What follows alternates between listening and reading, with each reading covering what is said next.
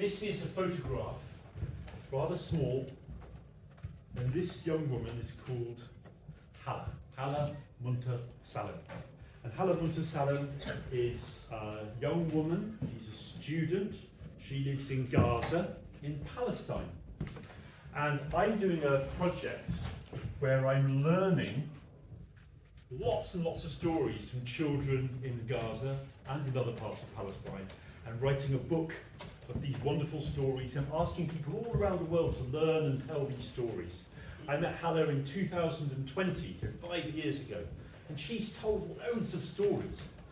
She's still only 18, so she started when she was about 15 telling stories. She's a brilliant storyteller. And this is a story she told just last March. Just last March, imagine March 2024, she told this story from inside Gaza. So it's a wonderful story. It's a story that's not only told in Palestine, it's also told in Arabic-speaking countries like Saudi Arabia. It's also told in other Islamic practicing countries where there's a lot of people who are Muslims, for example, in Afghanistan and around the world. And some of you might know this story. So beautiful. I think it's the most beautiful story that I know. I wonder if you like it as much as me. Story. Tell us a story. You say, tell us a story. Let's try that again. Story. Tell us a story.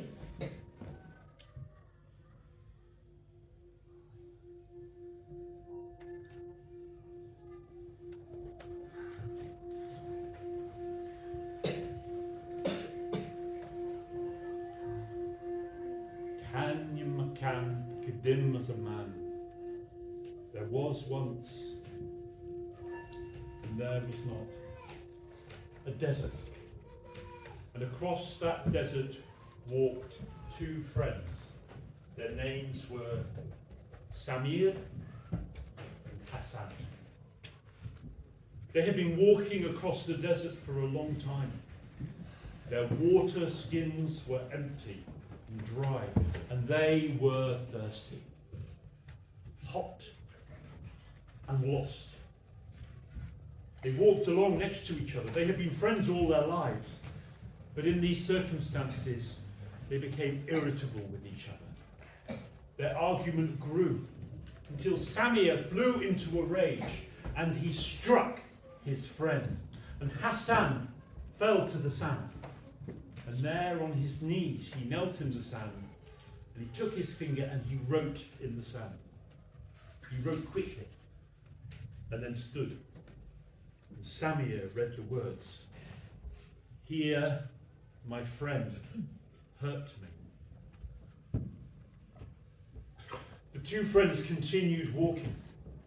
They were lost, they were thirsty. The sun was beating down, the heat was unbearable. After a long time, they saw in the distance something green, some trees, an oasis. They began to hurry forward. Surely they would find some water. They ran, and it was Hassan, the friend who had been hit before, who reached the oasis first. He came, there was a great pool of clear water. He walked straight into the pool to refresh himself, to cool down and to drink, but he hadn't realised the water was so deep. And he found himself out of his depth, sinking beneath the surface of the water, flailing around. And the problem was that Hassan had never learned to swim. Oh, there he was, drowning under the water. And Samir ran forward and saw that his friend was drowning. And Samir, risking his own life, plunged into the pool.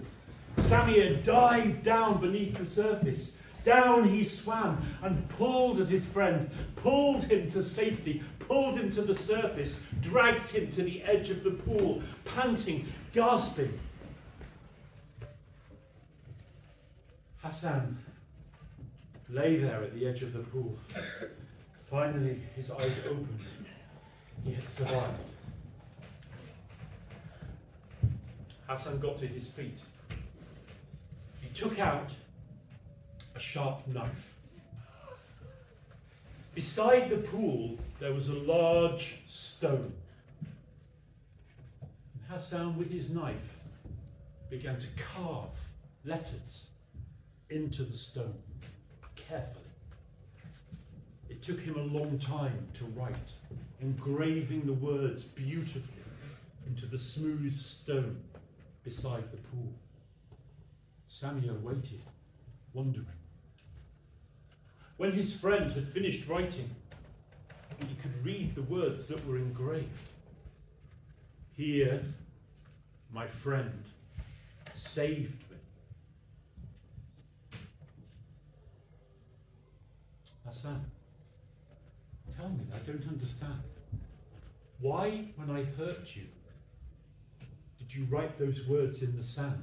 Here, my friend saved me, hurt me.